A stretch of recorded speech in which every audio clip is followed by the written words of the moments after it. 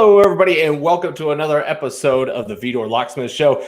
Getting a little bit more professional with us today, and we're also going to be doing the Cuss and Discuss with Justin Gauthier from the Oil and Gas Global Network. I'm really happy and thankful for everybody to be able to take a little bit of time out of their day to be able to watch.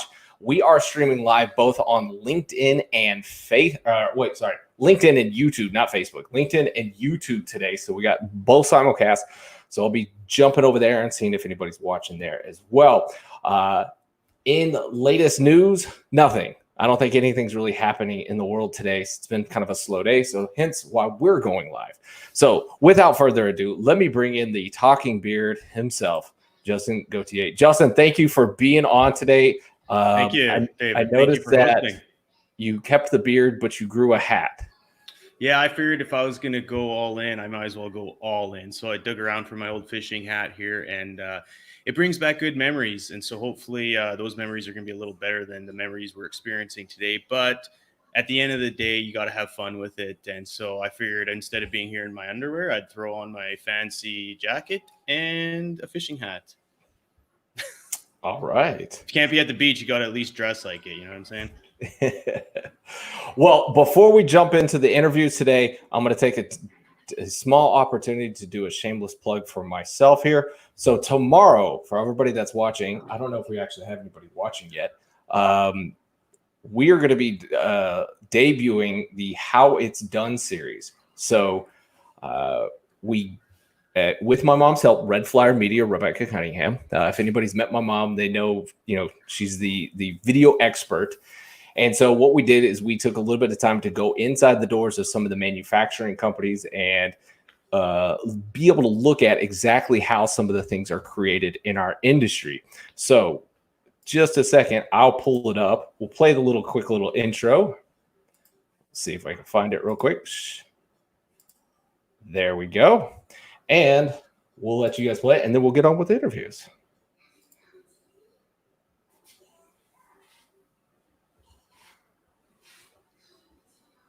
It's a great idea, David, by the way. I love it.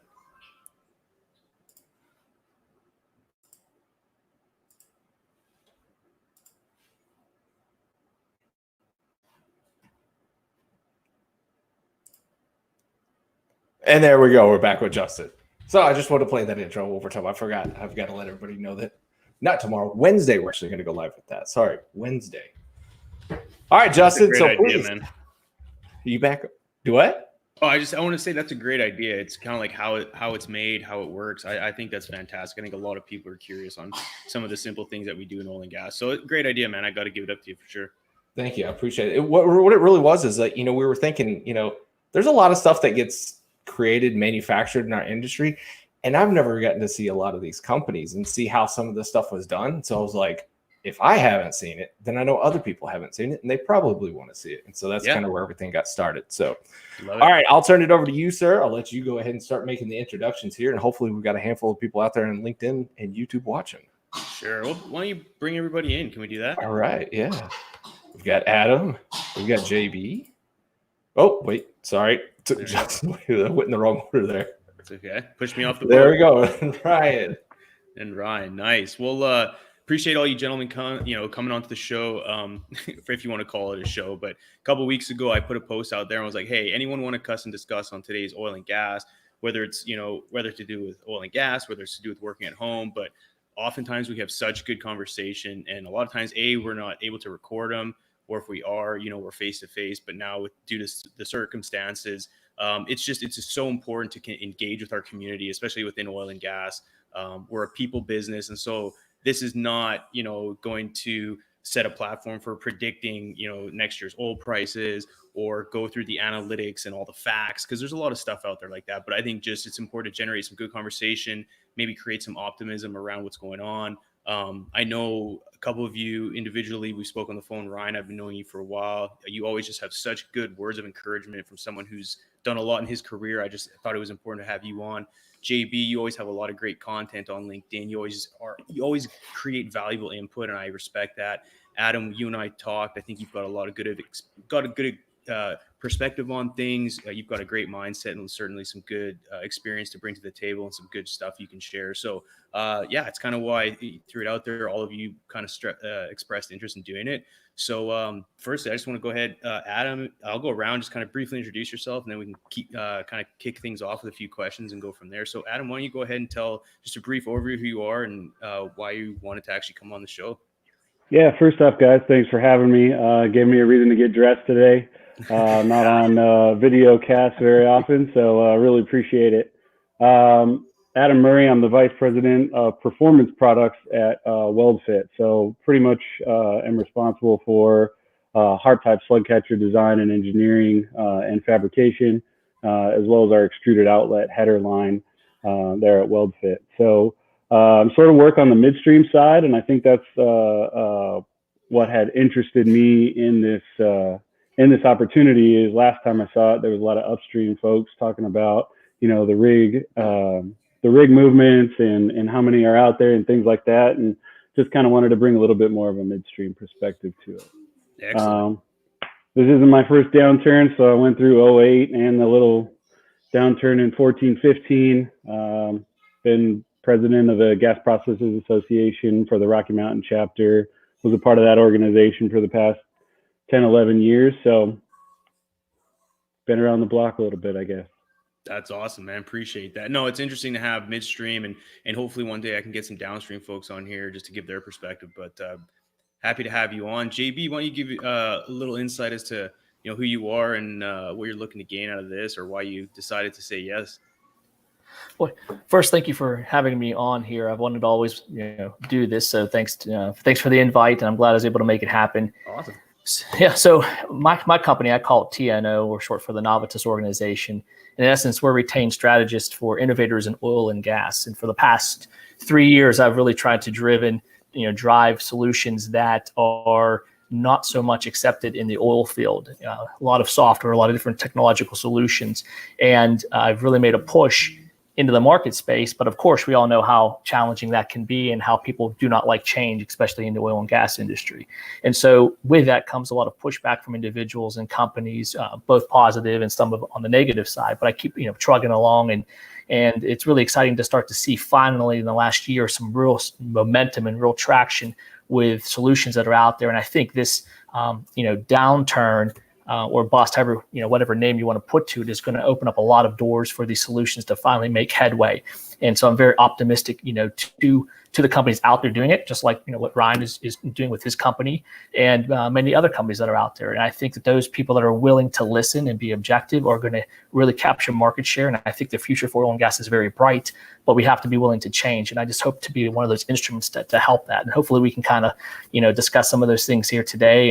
And hopefully I don't cuss too much, because I certainly I certainly have a lot to say. So nice. Well, it's called Cuss and Discuss for a reason. So basically that means there's no lanes, and obviously we'll remain professional, but in oil and gas, we tend to cuss. So it is what it is.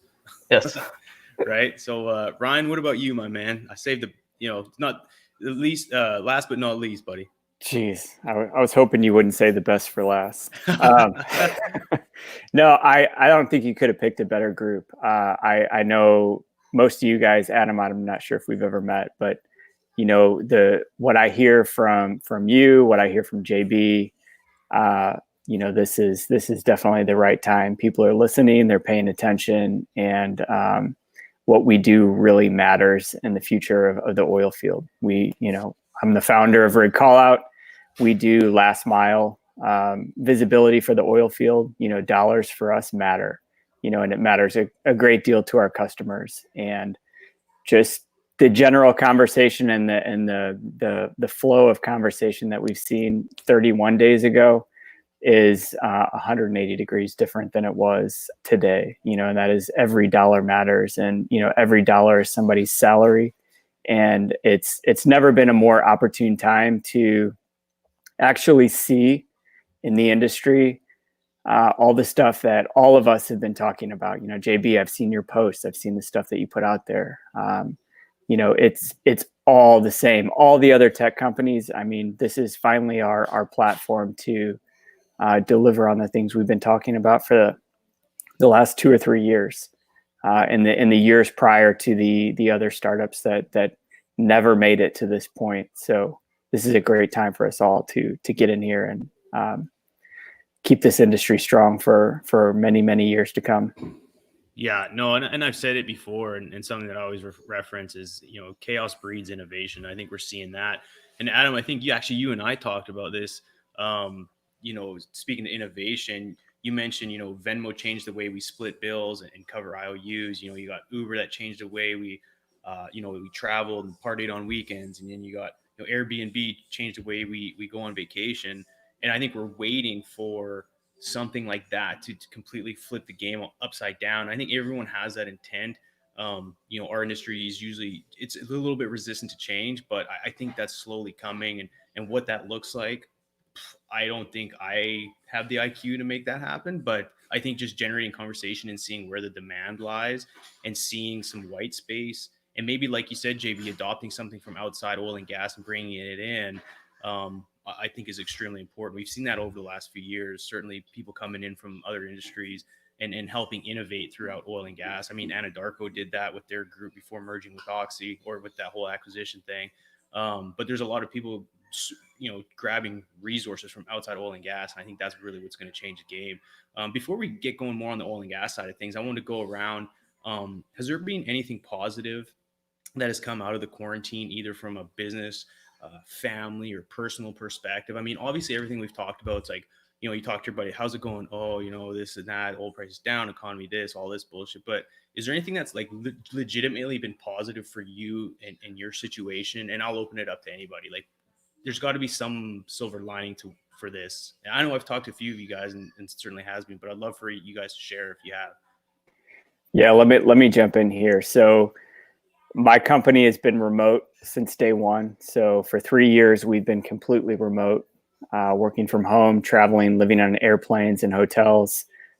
My wife works from home, and our kids are in school all the time. And I'll say, if there's anything positive that's come from this, it's, my kids do school within arm's reach of me all day long. My wife is on the other side of the table with me most of the day. And it's just really created a neat environment for a 10-year-old and a 13-year-old to witness entrepreneurship and what that looks like. And just some of the stuff that we deal with as companies and leaders and influencers to make things happen. You don't just go to a job and get a paycheck. Somebody is vying for you. Somebody is, keeping you compensated. Somebody is battling for you day in and day out. And, it's neat for the kids to see that, we're not Mark Zuckerberg. We don't live in a dorm room and code all day and all night. And all of a sudden we have millions and millions of dollars at our disposal, and we're celebrities, and we're buying properties on Hawaii Island. There's a lot of blood, sweat, and tears that went into what you see today, and a lot of sacrifice and a lot of destroyed relationships. And I think it's really good for everybody to see what starting a business really looks like, and just connect with your family. I mean, I've lived on a plane for 15 years, and this is probably the most amount of time that I've not been traveling in my entire career. Yeah. Appreciate that, Ryan. I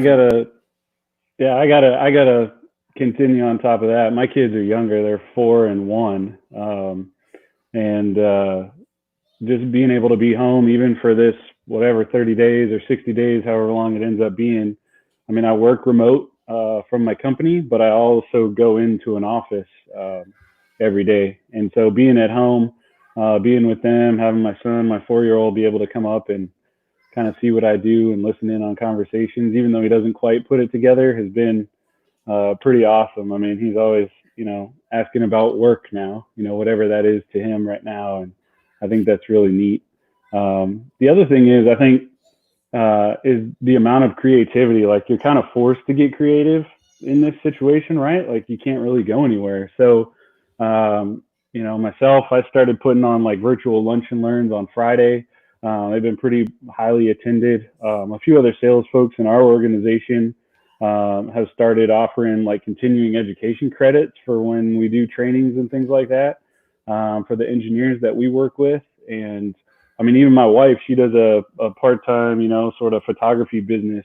And she got creative enough to where she can drive up in front of people's houses. They kind of come outside and put their family together on their porch, and they can do like a family portrait while continuing to do social distancing. So, I mean, I think people getting creative is just pretty awesome. I mean, the Ubers and the Airbnbs and everything happened during a downturn, and I think there's going to be some pretty cool things that come out of this too. So I'm excited to see that.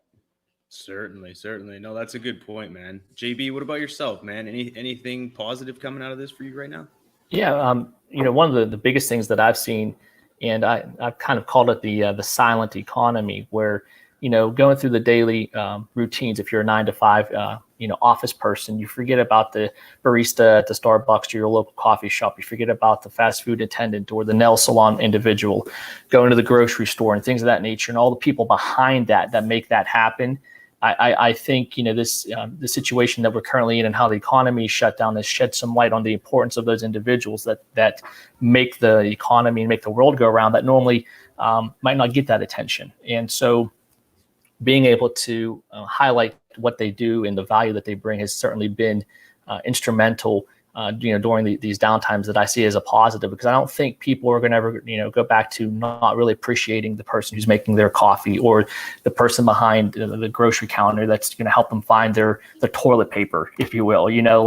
I really do think so. And I think that's one of the biggest takeaways is a greater appreciation just for the people overall, and one of the things about me in the oil and gas industry, along with technology, has always been about people and how you treat your employees as assets and not liabilities. And I just think it's going to open up a great world of conversation that a lot of people, unfortunately, just maybe never paid attention to.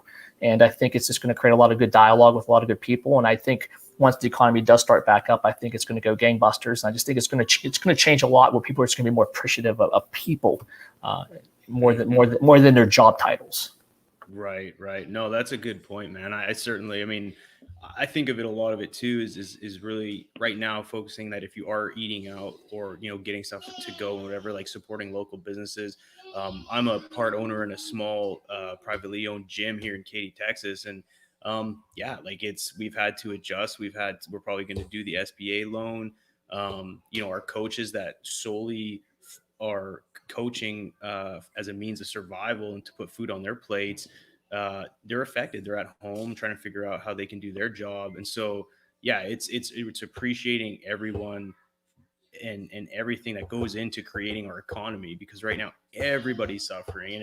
And so if somehow we can come out of this and appreciate and have a different perspective on, maybe just it's the way we treat somebody, or it's supporting someone where, otherwise maybe you would have gone to the, the big chains, which obviously is certainly important. But I like where your head's at, JB.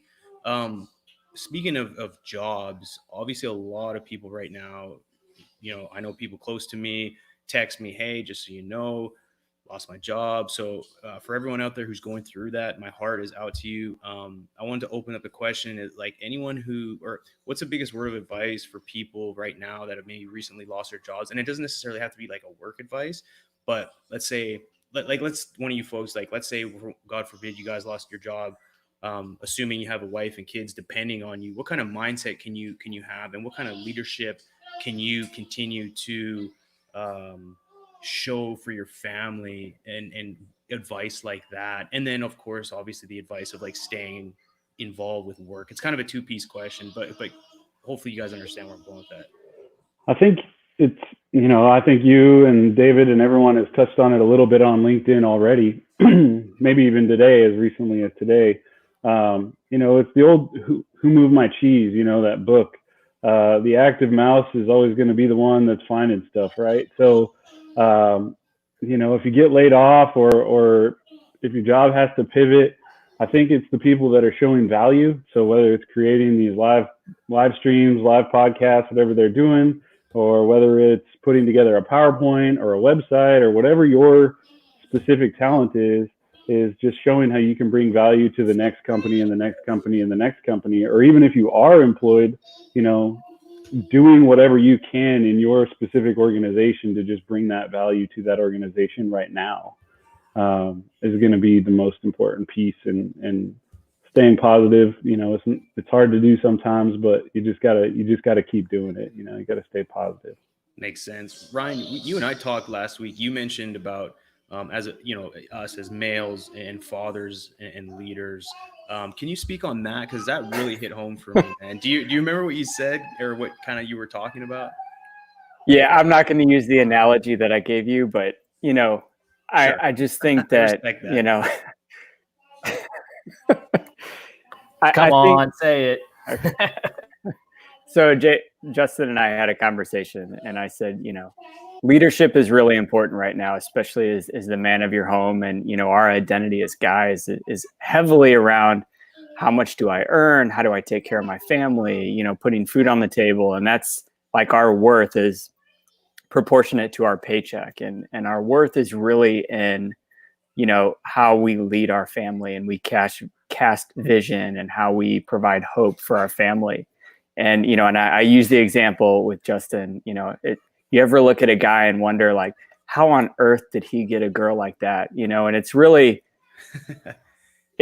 he was probably leading her. He was probably giving a direction, providing a sense of security. And that doesn't always come with a paycheck. And so, I think David Ramsden says it best, which is, really, your identity has nothing to do with the way that you earn a living and the way that you make a mortgage payment. And, and I think this is a really good time for us to all look and say, how can we right size our households, and how can we stop and say, am I being the best father possible for my son? Am I setting an example for my daughter on what a guy should be like? Should you marry a guy that lives on an airplane and is never around, or should you marry a guy that's around and part of the family? And then your wives, they're constantly looking at you going, I'm not the expert in oil and gas, but what do you think? What are you going to do? That's always the question that in my 16 years of marriage, what my wife has always said is like, figure it out. And what are you going to do? And making sure that I'm communicating, hey, here's where we were, here's where we are, and here's where we're going constantly. And sometimes I'm really good at that, and sometimes I fail. And, you can usually see it in my face, how good of a job I'm doing, because if I'm doing well, I look great. And, and if my marriage is tough and things are going bad, I look stressed out and tired. It shouldn't have anything to do with how my company's performing. And for anybody listening, it should be the same way too. Certainly. JB, you got any good words of advice for folks that are either scared for their job or maybe perhaps have just lost their job, man? What do you think about that?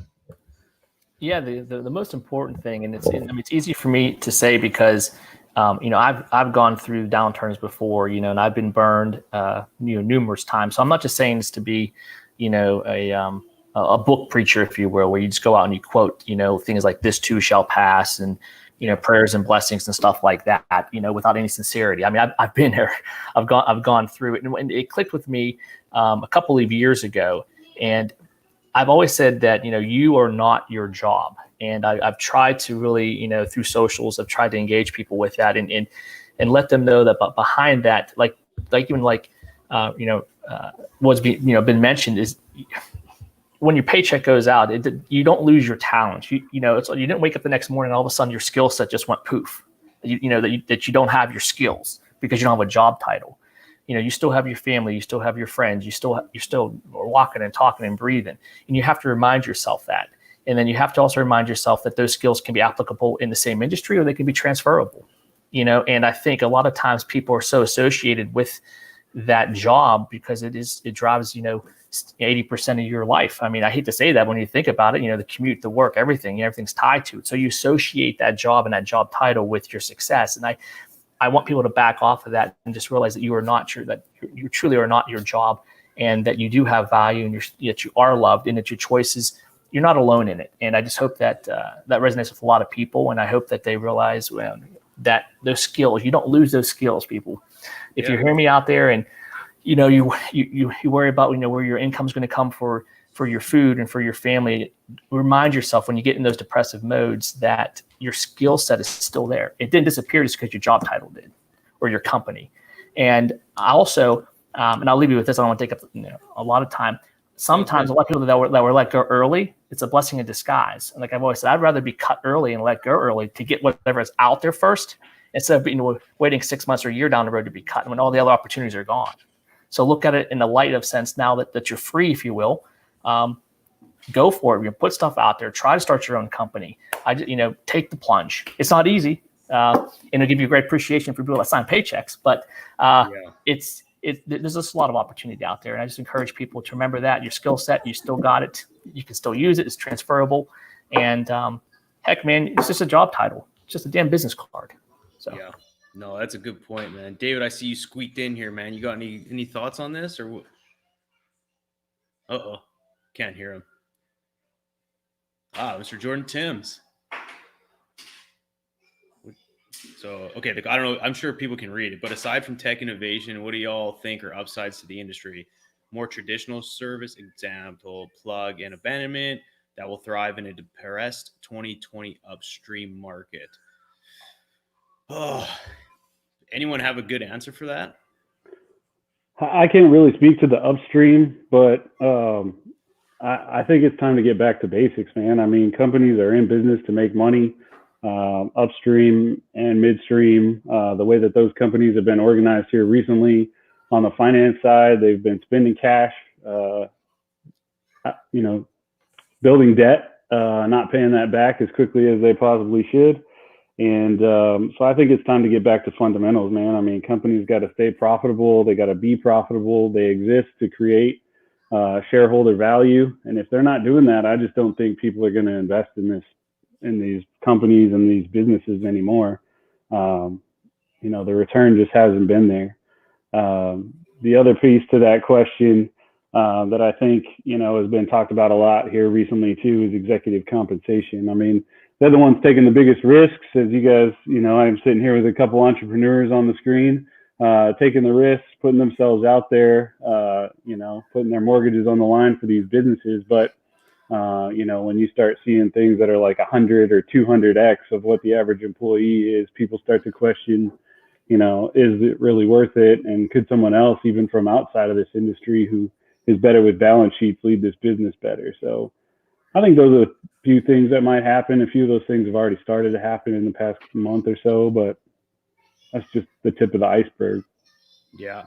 No, I mean, again, I'm a very small drop in the bucket being on the drilling fluid side, but being, connected pretty tightly with the wellhead and what's going on with rig activity. I think for a lot of service companies it's going to be just like you said, getting back to basics and really making sure that you remain you have continue to maintain positive cash flow. And I know everyone talks about it, but I think really just getting back to business fundamentals. And because of the volatility, I think a lot of the folks that were somehow survived the last downturn were still bleeding. And so I think hopefully it changes the way we conduct business just as in general. And I know that's a very broad answer, but just looking at it, I mean, that's one thing that we've done. What we did as a company real well is we obviously were forced to get lean through the last downturn. We remained lean, and I mean, drilling fluids will always be there, but in order to maintain being competitive, having good talent within the industry, it's important that we remain lean, adopt practices, efficiencies, and make sure that we find ways to do more for less. And I think the market's going to continue to be squeezed. I don't know if we're going to see $80, $90 oil again. When we do, everyone's fat and loving it. We hire a bunch of people. Everyone's, totally fine. But I think just from that perspective, I think people are really going to have to watch and really monitor real time what their money is doing. And I think that's, and that may be sort of tech innovation, but I think it's just ultimately going to, I don't think we're going to, I would be surprised if the oilfield service companies are running around making stupid money again. And by that, I mean, like anyone from sales to CEOs to everyone else. I don't know, maybe I'm wrong, but I think it's a huge reality check. And I think people are going to have to come out of this accepting the fact that things are not going to be as fluffy as they once were. And if they do, then cool. But I don't think I just don't think that's going to be something that's as common. So that's kind of my thought on that. But in terms of, traditional services, shoot, man, I don't know. I'm as traditional as they get. When they started drilling holes in the ground, they started using mud. And so hopefully that's still the case moving forward. Anyone else? JV, you're somewhat of an upstream guy, aren't you? Yeah, by training, definitely. I cut my teeth, digging holes. Back in 2010, when the Marcellus Utica had just broken out, I was the next paper guy. I used to trade the commodities, and so I got to know all the oil guys that are out there and how the financial markets worked and what they backed and some of the geeky stuff, if you will. And then I said, it's great I can push this paper, but I really am curious on how to dig a hole. And so I basically pleaded with Halliburton to take me on, and that's where they really kind of schooled me for years and given 120 hours a week and for maybe 60 days off, if you will. But I wanted to be able to say I turned the wrenches and I was out there doing it versus just reading an Excel sheet. And, and to add to that, I think one of the biggest concerns that I have, and I think it's coming to fruition, and I don't mean this to any, VC guys or private equity guys that are out there listening, because you never want to shoot your own foot. But I think a lot of the times when you have people out of New York in these other, Excel driven models where they never really knew exactly what was going on in the field and what it took to make a delivery, what it took to dig a hole or to bring production online. And all they saw were certain numbers in an Excel sheet. And they said, okay, well, great, I can flip this in 2 years for this multiple, blah, blah, blah. And I think that's actually what's caused a lot of this inflation in the marketplace, where it was OPM, other people's money. And when it's other people's money, there's no, real direct accountability or responsibility for that, because in the back of your head is, okay, I got 100 million, I'm going to sell it for 3. What do I got to do? I don't care about the, the back end or the financials, because in 2 years, it's not going to be my problem. And that's what really, I wish that more people on the financial side had oil and gas experience. And I hope and I encourage people that have been in the oil and gas industry to start going on the financial side. Don't look at it as, those evil Wall Street guys. We need people that actually have turned wrenches and actually been out there that know the true costs of things. And not to, plug Ryan, but one of the things, I always say TID, truth in data. Well, it is amazing the amount of waste, inefficiency, and I hate to say this, fraud that goes on in the service sector. And I think that's caused a lot of inflation on prices, and it's caused a lot of operators to pay out way more for services that they did not anticipate. And now that as Warren Buffett says, when the tide goes out, you see who's naked. Well, now we see who's all swimming naked. And it's just, you hear all the time, I pray for another boom. I promise I ain't going to blow it this time. And I just sit there and it's like your head against the wall. And I'm like, we have the solutions, we have the technologies, we know where the problem's at. We've got to wake up and change. And I'll leave it with that. I can go on and on, but I just really do think that a lot of the times it comes down to this OPM and this lack of accountability, and then there's no way to track or measure it. And if you had software, if you had solutions in place, there's no reason you can't click on your phone today and not know where all your money's at. It's BS, in my opinion. So I'll leave it with that one. Yeah. I could say bullshit because we are supposed to be Cuss, right? Yeah, exactly. And I completely agree with JB. I appreciate the plug too. But I've lived and cut my teeth in this industry, watching and listening and reacting based on what people are saying, and this is my third crash since entering the market in 2018 or 2008. And, it was in 2008, every single phone call was, until oil's $75, we're not drilling. Those guys died. New companies came around. The last crash, unless oil's $50, we're not drilling. And if I was going to say what we're going to start to see in the future in capital markets activity, whatever optimism we want to pull out of this current state of affairs, is that we will slowly become a nation where leaning more towards, I don't know, I'm not an expert, $25-$30 a barrel. And companies they'll come in, they'll acquire assets at pennies on the dollar. Unfortunately, there's going to be some fallout. There always has been, there always will be. And I think that's what you run into in a capitalistic, not state-owned oil economy. And,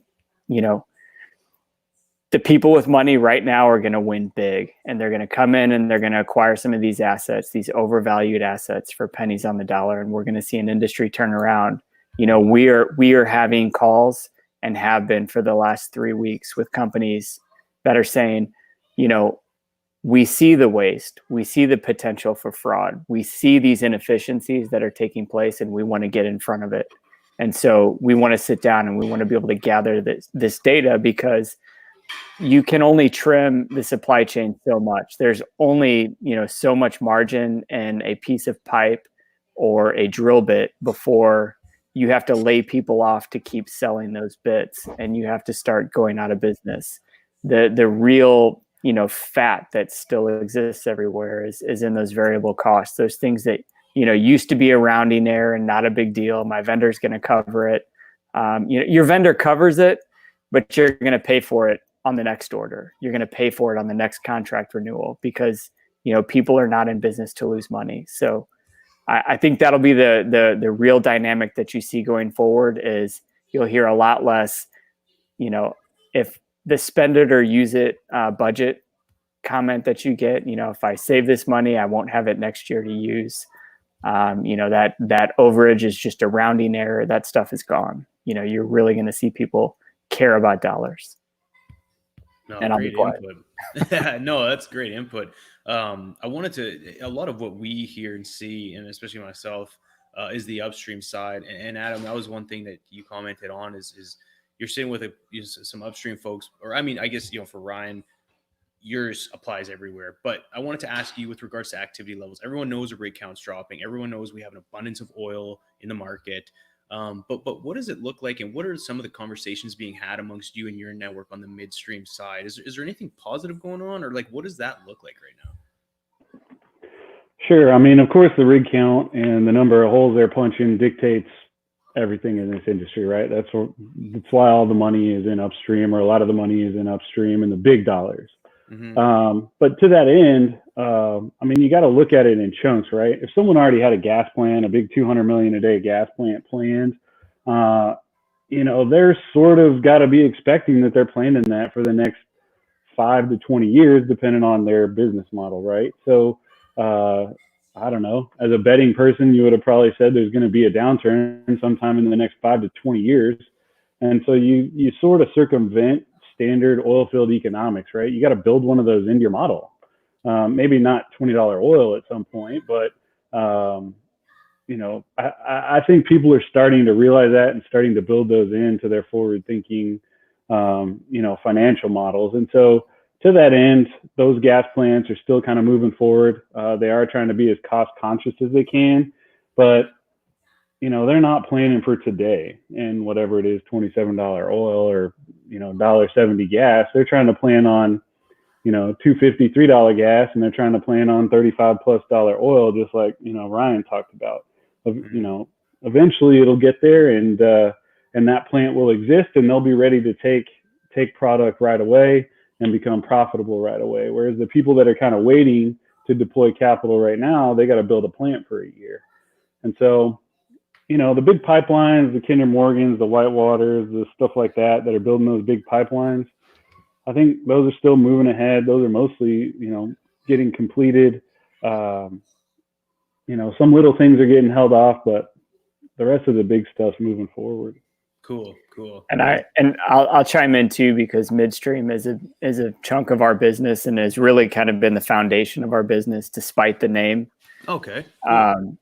We are seeing more outside the box thinking when it comes to midstream supply chain. We just wrapped up a project with a distribution company that was shipping product from Canada to Midland directly to the right of way.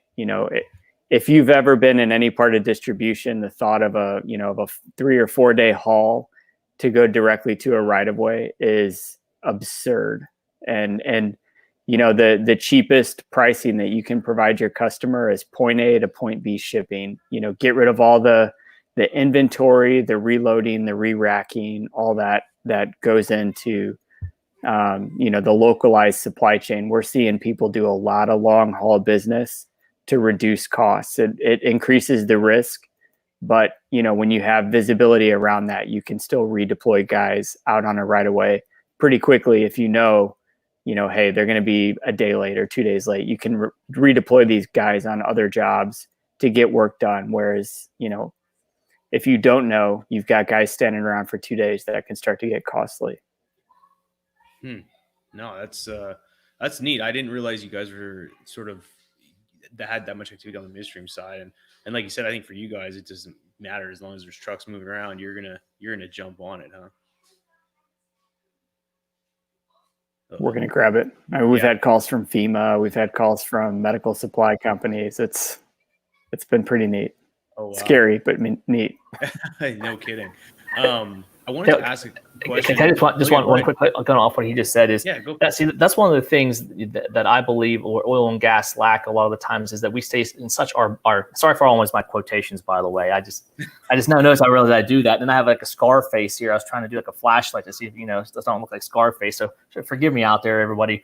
But it's one of the things too, is when people in the oil and gas industry, we stay in our own bubble and we don't engage the general public out there. What a great story that it could be where, yes, we built this architecture and this technology to help oil and gas become, more efficient and, drive operational efficiencies, et cetera. But guess what? During times of disaster, we can step in with our solutions and we're able to help out people outside of our own industry. Just like, unfortunately, when Hurricane Harvey came in and, damaged substantial infrastructure within Houston. What a lot of times it was people from Midland getting all their generators and all their pumps and everything that's been on the sidelines and deploying within hours down there to help out people. The media didn't even touch that at all. But could you imagine if we're all connected in some way that when a disaster strikes, whether it's a pandemic or whether it's a natural disaster or whether it's a tornado or electrical outages, that all of a sudden there's a solution where we can mobilize tens of thousands of idle equipment in the oil and gas industry for rescue, recovery, and relief efforts. What a great way that the oil and gas industry is helping the community. And that just drives me nuts that, we're not capturing that. We know we're doing it. We know there's people out there that do it, but the media will never pick it up. Media, is completely, against us. And that's a story for another time. But what a great way to, if we had to, the problem is it's so effing fragmented that it's like, okay, I got 20 trash pumps over here. I've got pumps over here. Well, I never knew I had that pump in the yard. Well, no wonder your financials are in horrible shape. You've had an asset out there that you haven't taken off your books and depreciated because you didn't know you had it in your damn yard. So anyways, I'm getting all fired up, but it's just going off of that though. It's just, again, what a way to get outside of our own bubble and to show how the oil and gas industry benefits the community, helps life, helps sustain life. Even right now with the pandemic on plastics, it's amazing how many people have no idea that, out there, the amount of byproducts in the medical field that are coming from oil and gas byproducts. Intubation is a product, you can't do it without oil.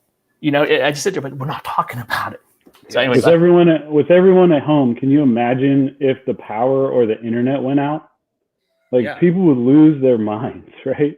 Yeah. It is, it's been cloudy in Dallas. I don't know where y'all are, but I don't know. Solar panels might be 25% effective right now, and it certainly hasn't been windy here. So, whatever you got to do to keep the power on. I saw a bunch of people being so thankful for Xbox Live and Call of Duty and Zoom communication so they could all chat and stuff like that. And, really you got to think back further than that. I'm super happy for refrigeration so that we can keep all of our food cold and stock up on meats and vegetables or whatever my family and I are going to eat, and electricity, like cheap, reliable power, man. We're at home, the lights are on. Yes, we're streaming Netflix and Disney Plus, or whatever that we're watching at our house. But if the power went out, man, people would be rioting in the streets right now. Yeah, and that's a fact. That was actually one of the posts I made when this whole thing started happening. I said the internet single-handedly the most important tool. Now, obviously, in order for that comes oil and gas and everything before that. But speaking on what you're talking about, JB, how do you suppose we as people within the industry sort of create that awareness and actually move towards what you're speaking of as a solution to build that awareness for people outside of our industry? How do we do that successfully without beating our chest and making it look like it's all about us? The biggest thing that I've seen over the years is, and I don't mean it's in any negative way to any oil and gas, hand that's out there, whether they're new to the field or been around for so many years, they get people to be so defensive so quickly because they attack the fact, okay, it's their livelihood. Oh, you know what you're talking about, and you know what it's like to work, 14 hours a day and then have your job lost. They get people so defensive so early on in the conversation that you can't have good dialogue. And with that then comes when people push back, you don't know how to state facts to them to the point where it opens up their eyes. And, that's one of the things I try to drive is to help people understand that for example, fuel right now, we know that there's going to be tons of, oil stacked up. It's going everywhere because the refiners are shutting down because no one's driving. Most people out there think that oil is strictly gasoline. How many times I have conversations with people, that's all that they think because that's what everyone's been told. Oh, the reason gas prices are so high is because oil price is so high, but they don't understand all the other byproducts that come out of it, from oil and natural gas. And people in the field have no idea. They really don't understand exactly what it can make. And so I encourage a lot of people to be objective and to do their homework and understand the numbers behind the science in a very relatable way. And, I have, it's one of my pet peeves because so many times I've played dumb to oil people. And I've actually said, well, hey, I just bought a Prius just to see what they, how they say, just to catch the reaction. And 9 out of 10 times it's, or you're un-American, or how you're going around an oil field telling people they're un-American because, they drive a Prius instead of, being objective and say, okay, why did you choose that? Well, because, and let them talk, and then they'll start giving you information. And once you have the information, if you know your facts, you can say, well, did you know this? By the way, did you know this? No, I didn't know that. Oh yeah. And now they're coming around to see your viewpoint because you're not getting them defensive on it. And it's the hardest part. And I sit there and I get aggravated at times too because I try to help people to understand to get outside their bubble. For example, I spent 5 years in the Permian. I left end of last year. Talk about perfect timing, I guess. Skillful getting out when I did. But the one thing about even there, coming from the outside, is the fact of how hard it was to even have general conversations with people that lived there the whole life, and they have no idea what the byproducts that come out of it, and all the ancillary opportunities that are there because I've done it this way because my great granddaddy did it this way, and you're wrong, and I was like, oh, that's fine, but get out of the bubble. So to lay my long plane on this, I would encourage everyone to really start doing some homework, get outside of the bubble, and learn different talking points that you can have with people to engage them so that they don't go defensive, and you can start changing minds that way. And like right now with the situation, what a great opportunity to show the world the benefits of oil and gas. Again, going back to the medical supplies, going back to the technology, the technologists behind it, and what a great way. But we're not doing it, and so I just encourage everyone to I'll leave with this one. Either you have to change or you will be changed. And so hopefully we start doing that. Yeah, no kidding. And instead of going at it defensively, go about it offensively. And so I totally respect that. And I think that's a challenge that we have as a nation, coming in from Canada, born and raised, and then coming here. There's certainly divide, and there's no doubt about it. And it comes with a lot of everything. Everyone wants to be in some camp. They want to identify with something. And it's hard to cross, to coexist, I find, in some situations. So hopefully, like you said, hopefully that can begin to happen, and we as an industry can maybe have some sort of empathy towards people as to why they think the way they do and help educate. I think it's extremely important. And we're coming up to an hour, and I want to respect your guys' time. And JB, I think you probably answered it, but for the other two gentlemen, closing last words, is there anything that you'd like, for assuming everyone in energy or everyone in your network is listening to you? Do you have any good closing last words of encouragement, or just, simply anything you want to mention to anybody? Go ahead, Ryan. You got this one. I think you hit the button first. No, I will say, look, if there's anything that I've witnessed through this whole thing is we're all in this together, and we are all dealing with this together. Everybody around us is dealing with it. It's just everywhere. And so you can either sit and wallow in it and hold a grudge against everything that's going on, or you can move forward. My wife, who's way smarter than I am, always said that success is defined by forward momentum, and even if that's just a millimeter, as long as it's forward, you've had success for that day. And so, use your social networks, use your networks, because there's people hiring. It's a great opportunity right now to start a business. So, don't ever look at a particular situation and say, this is it. I give up. I'm done. Just keep pressing on. There's always a way. And then 10 years from now, you'll look back and say, that was the best decision I ever made.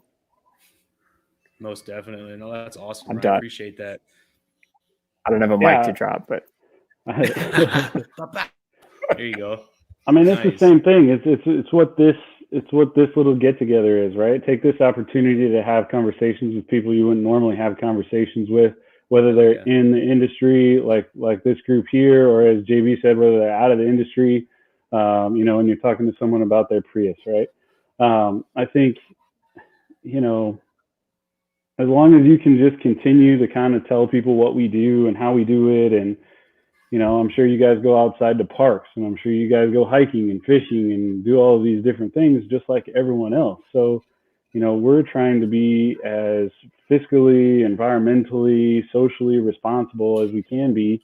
And that's any business, right? So I think as long as people understand you as a person, no matter if you're talking to oil and gas people or people outside of that, you can relate as human beings first, and then kind of get into the details. And so, I'm not going to say anything that's earth shattering or world renowned or anything like that, but I think just take this opportunity to, as far apart as we are, to connect with other people in different ways. And it can be pretty powerful coming out of this thing, Yeah, no, that's awesome, man. And for me, it's give more than you take. If you've got something to give it. And because karma is for real. And just lead with empathy, lead with love. And I know it sounds woo-woo and all that bullshit, but at the end of the day, we need to come together, and we need to put ourselves in other people's shoes to help each other. And so I know that's not going to increase the price of oil, but I'm a big believer in perspective, and it kind of changes the way you act and react to certain situations. So work hard. And if you're currently unemployed, work for fucking free right now. It sounds stupid, but that will turn around. And if you're in drill bits, or you're in geology, message every geologist in your LinkedIn network and say, I will work for free for the next 30 days. And I don't care if you pay me anything, but I want to learn. And that will somehow pay off. I can promise you. So that's my word of advice. Gentlemen, I appreciate the time. Shout out to you and your families and all the sacrifices that you gentlemen are making right now. I don't have much else to say. Hopefully there was a few people listening, but even if there was one person, that means a world to me. And even if there wasn't, you gentlemen sitting and talking with me meant a lot. So I appreciate your guys' time. And, David Gibson, thank you for hosting the platform, man. If you have anything else to add, that's it for me, fellas. Thanks, David, so much. Seriously, thank you. Hell yeah, David, thanks, man. Thank you. I apprate it. You're Can't hear muted you. again, David. You're muted Unmute. Sorry there. Obviously, I wasn't paying enough attention there, but I was saying that I really enjoyed the conversation. Instead of doing work, I was actually paying attention to what was going on here with you guys today and listening to the conversation. I think you guys all made some really valid points. And the one last thing, kind of like last episode, that I'd love to be able to throw out there is that when the economy or when the world opens back up and we've lifted this veil of cabin fever and we can all go out there again, I think one of the biggest things that we could do as an industry is be able to, like Justin was saying, show love to the other people out there. And I think one of the best ways is go take your family out for dinner and be a good tipper. Do not go shady on the tipping, because those are the individuals that have not been working for a significant period of time. So, like the Energy Strong group has, they've done a lot of social media posts about, putting in some pretty fat tips and then writing, Energy Strong with it. And I think that's a great idea to be able to show that even though we're in a down market, we can still be good to those that are around us. So when this comes around, everybody go out to Chuck E. Cheese's, go out to your favorite pizza place, burger place, whatever it is, and really look out for those that, have had essentially their jobs wiped away. Ours are going through distress. Theirs are pretty much just gone. Hey, and last again, my battery's about to die. And as you guys know, I do a lot of stuff within music industry within Nashville. But I started this thing I tried to. It's called Tip 100. So when things do get back out, if your bill's $20, try to tip at least that bill $20. And that goes back to the original point about the silent economy. And I have really good friends that are going through some very tough times. So I encourage that. And if we can start that hashtag Tip 100, it was a thing that happened in Nashville that started months before the situation. So I encourage you to check that out through socials and to help drive that. For anyone listening, if you go out, Tip 100, and then take a picture and hashtag it, and we're gonna have to really do that again. So, anyways, I'll leave you with that one. You got her, buddy. All right, guys, everybody out there, thank you so much for watching. We really do appreciate it. We've had some amazing guests on the show today. Be sure and connect and link up with these guys on any one of their social media channels. I'm going to go back after this post is done, and I'll go back in there and see if I can tag them. It's a little difficult to do on LinkedIn when it's live like this. I can't really do it the way that I want to, but reach out to them, do business with these people. These are smart individuals. They're just like you and I that are just making it through this portion, and they want to be able to give back and do the best they can and be able to provide you value on a Monday afternoon. So Adam, Ryan, the Talking Beard, and JB, thank you guys so much for coming on and having this conversation and allowing us to be able to broadcast it live here through the Vidor Locksmith Show. Quick update. I'll go ahead and let you guys get off so y'all don't have to just sit here and listen to me. Thanks, guys, for coming on. Quick update for everybody. So I have done this really, really cool thing, I think, because I'm really excited about this. For everybody out there that's wanting to learn something during the downturn and trying to be able to further their education a little bit, I have done this. We have scored an amazing opportunity, and it's not up yet. I should have been doing this earlier. All right, okay. We're going to share one of the screens. We have got Class Time with Fred Dupriest. Look, there it is on my PowerPoint. So this Friday at 11 a.m., Fred is going to be doing a class about maximizing ROP with hole cleaning, or fastest. I'm confused on it. I should go back and look at my notes, but it doesn't matter. Fred Dupriest is talking. You should be listening. He's excellent. He's amazing at this. This is his life's work. This is what he's passionate about. I'm really happy to be able to. We've had Fred Dupriest on the Vidor Locksmith Show before. He was one of the best shows that we've ever had. It was the highest rated show. So many people watching, so many people consuming the content. So what we're going to do is we're going to allow him to be able to essentially teach class or teach this lesson. He's going to go through it, and then afterwards we'll be able to do a Q&A, and we're going to open up the Q&A to any comments. So if you have a drilling question, if you have rig operations question, whatever it is, let it rip. Ask him. He's so smart on so many of these topics. I'm really happy that we're able to start capturing some of his learnings in video content for not only for the people now, but in the future. So while I've got the last couple of minutes here, I'm just going to try to play with some of the new little things here that we have on the show. So, okay, that changes that. Oh, live with StreamYard. Okay, so we've got a couple of these little like overlay things that I can mess with and change backgrounds and do stuff, show display names. Okay, so I hadn't had a chance to play with those before. This is the first time doing the new format. So everybody, thanks for watching once again. Tomorrow, there's something special happening, so y'all just got to stay tuned. I don't know if I'm allowed to say it yet, but there's something big tomorrow. I'll be hosting a show tomorrow with a very large organization across the industry. So if you don't see it, it's probably because you're not connected with that group, but it's going to be big. Wednesday, we're going to do the how it's done. So hopefully some of y'all have seen that intro. Thursday, we're going to do the startup live stream for all the startup companies out there to be able to do a 5-minute pitch. I'm going to be emailing all of those people today, hopefully get everything signed up. If not, we might push to Tuesday or Thursday next week. And then finally, like I said, Friday will be the live stream with Fred Dupriest. So as always, guys, thank you so much for watching. I really do appreciate it. And know your industry.